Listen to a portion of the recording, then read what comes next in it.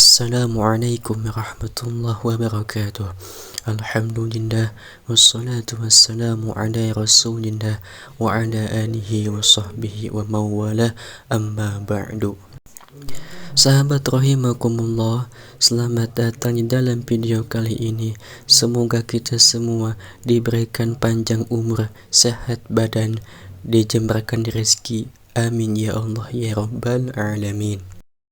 Baik sahabat yang beriman rahimakumullah, ada sebuah maksiat yang dilakukan oleh manusia yang kebanyakan mereka tidak menyadarinya, bahwa perbuatannya dapat peruntukan semua ibadahnya, dapat tertolak semua ibadahnya oleh Allah Subhanahu wa ta'ala.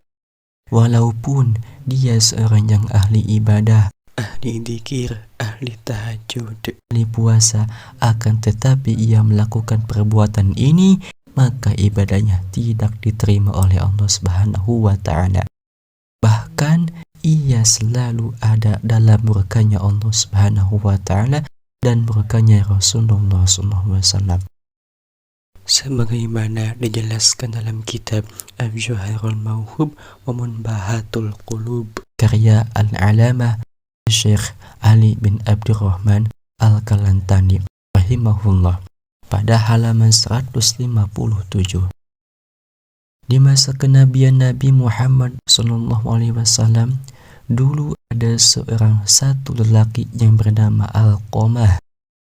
Dia seorang yang rajin dalam ibadah, sholat, puasa, dan sedekah. Namun, sewaktu-waktu ia jatuh sakit yang sangat amat parah, tepatnya dalam sakaratul maut.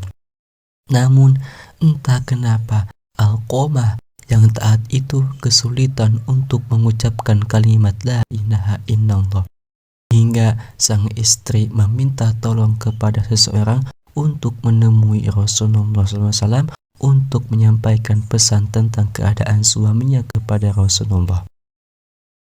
Nabi pun mengutus Bilal, Ali, Salman, dan Amr radhiyallahu anhum untuk datang ke rumah Alqamah. Di sana mereka menyaksikan betapa Alqamah dalam keadaan yang memprihatinkan.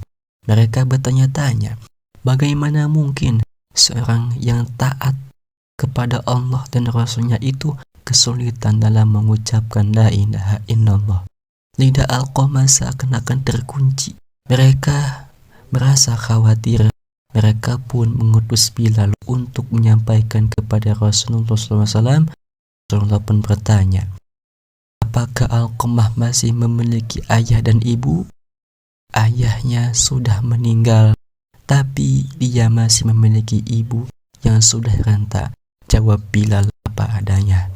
Rasulullah pun menjawab, baiklah, temuilah ibu Alqamah, aku titip salam padanya. Jika dia masih mampu berjalan, dia bisa menghadapku. Jika tidak bisa, maka aku yang ke sana dan menyampaikan pesan Rasulullah kepada ibu Alqamah tanpa mengurangi dan menambahkan satu kata pun. Lebih baik aku yang menemui Rasulullah, ucap ibu Alqamah, meski sedikit tertatih-tatih dengan tongkat sebagai penyangga. Ibu Alqamah menemui Rasulullah SAW. Dia mengeluhkan salam dan langsung disambut oleh Rasulullah SAW, dan Rasulullah pun berkata, apakah bisa ibu menceritakan tentang keadaan Alqamah yang sebenarnya? Kenapa dia kesulitan untuk mengucapkan kalimat la ilaha illallah, padahal setahu saya dia seorang yang rajin lagi taat? Ibu Alqamah pun menjawab, karena aku murka kepadanya ya Rasulullah. Rasulullah pun menjawab, adakah engkau alasan kenapa engkau murka terhadap Alqamah? Karena Alqamah sudah menyakitiku. Dia benar-benar menantangku demi menuruti kemauan istrinya. Rasulullah pun mengangguk-angguk kepala, tanda mengerti bahwa Alqamah tidak bisa mengucapkan kalimat la ilaha illallah karena murka dari ibunya sendiri. Kemudian Rasulullah menyuruh Bilal untuk mengumpulkan kayu-kayu untuk membakar tubuh Alqamah.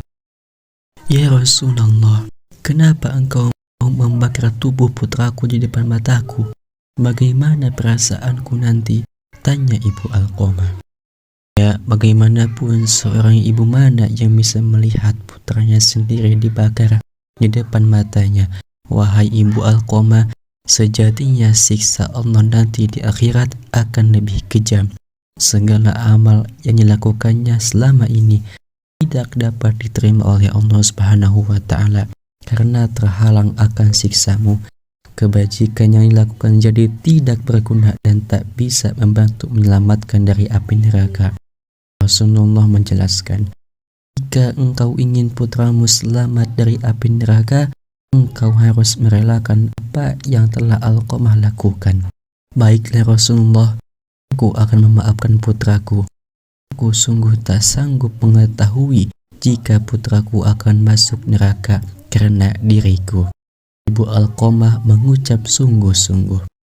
Lalu Rasulullah menyuruh Bilal untuk mengecek keadaan Alqamah, memastikan apakah Alqamah sudah bisa mengucapkan kalimat la ilaha illallah atau belum. Karena sang ibu jika mengatakan kata itu hanya karena malu, bukan dari hati, maka apapun bisa terjadi.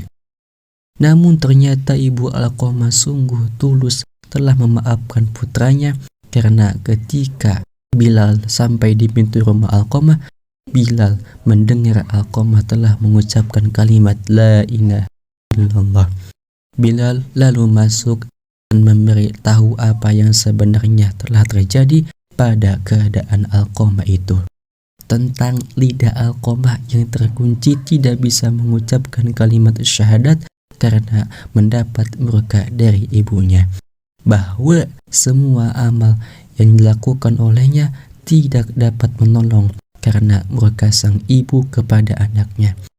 Dan hari itu setelah Ibu Alqamah memaafkan Alqamah, ia pun kembali ke rahmatullah, kemudian dimandikan, dikafani, dan disolatkan oleh Rasulullah SAW. Setelah dikuburkan, Nabi Muhammad SAW berkata, wahai sekalian kaum Muhajirin dan Ansor, barang siapa yang melebihkan istrinya daripada ibunya, dia akan mendapatkan laknat dari Allah Subhanahu wa Ta'ala.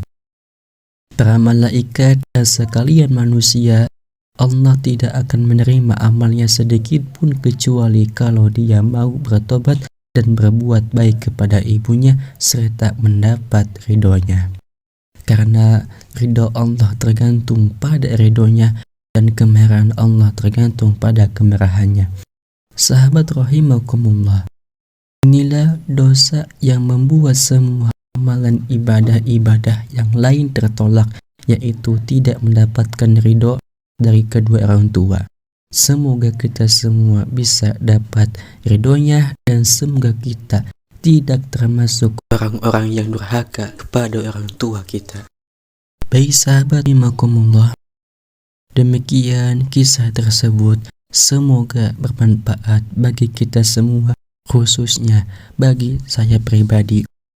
Mohon maaf jika ada kesalahan. Wallahu a'lamu bissawab. Wassalamualaikum warahmatullahi wabarakatuh.